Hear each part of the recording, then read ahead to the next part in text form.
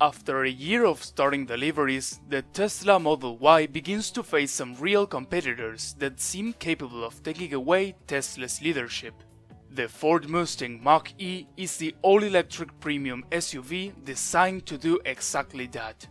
With recent news ensuring Tesla is losing significant market share to the Mach-E, I felt that an overall comparison was necessary to get a clear picture of the contest. Without further ado, let's compare both vehicles, and stick around.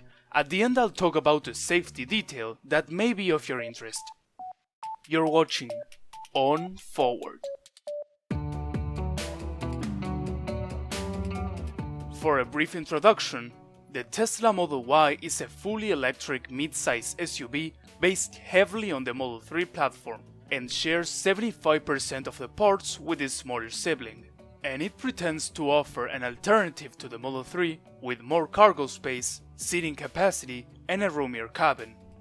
The Ford Mustang Mach-E is an all-electric crossover SUV, the first electric vehicle of the Mustang family, and it won the 2021 North American SUV of the Year award. Let's start with the comparisons. One of the first things to be compared in electric vehicles is the range. And while it has been getting better over the years, it is still the limiting factor of EVs. The Model Y long range offers 326 miles or 524 kilometers of autonomy, while the performance version manages to get just over 300 miles or almost 500 kilometers of range. On the other side, the Mach-E has many possible variants which range from 211 miles or 340 kilometers of range to 300 miles or 483 kilometers of autonomy.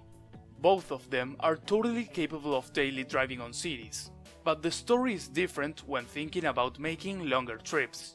The most capable Mach-E barely scratches the range of the worst autonomy Tesla offers. That's just how it is.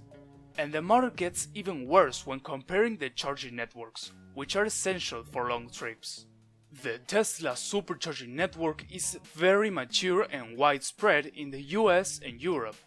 They have the best EV charging network without a doubt, which combined with the excellent range of their cars, makes range anxiety a thing of the past for Tesla owners.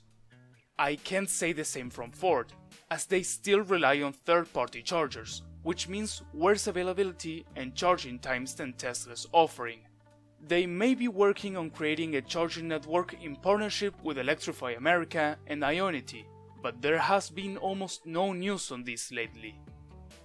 Another important feature of an SUV is the cargo space available. The Model Y has a maximum of 68 cubic feet of storage space with the rear seats folded down, while the Mach-E offers 64.4 cubic feet of cargo space. While both cars have a respectable cargo capacity, the Model Y is the winner in this category too, as it also offers an option for a third row of seats, which can seat a child or a small adult comfortably, increasing the passenger capacity from 5 to 7 people.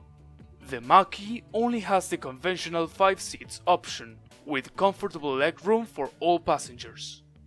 The Model Y has more cargo space available while being marginally bigger in length, width and height. Although these are SUVs and not sports cars, it is important in my opinion to consider handling and acceleration as another safety measure. Just the fact that these two are all-electric cars gives them a big advantage over other vehicles. A lower center of gravity and the instant torque provided by the motors are going to make your driving experience 10 times better. With that said, the Model Y long range can accelerate from 0 to 60 in 4.8 seconds, while the performance version does it in just 3.5 seconds.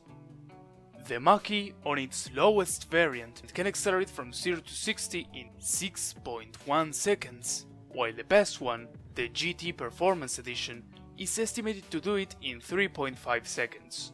As usual, there are lots of options in between with different price points to choose from. According to Top Gear, the Tesla Model Y is more rewarding to drive and has quicker reactions on turns, while the Mach-E feel smoother and calmer in the road.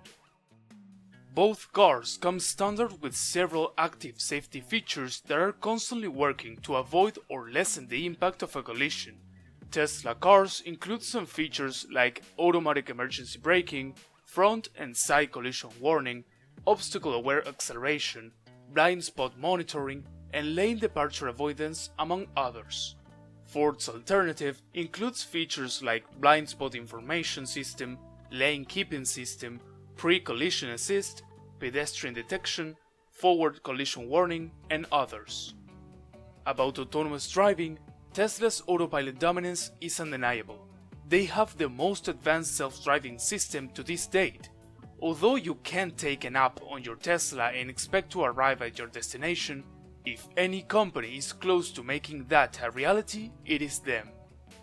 Ford announced a hands-free driving feature that will be on most of the Mach-E's, but it has two main drawbacks.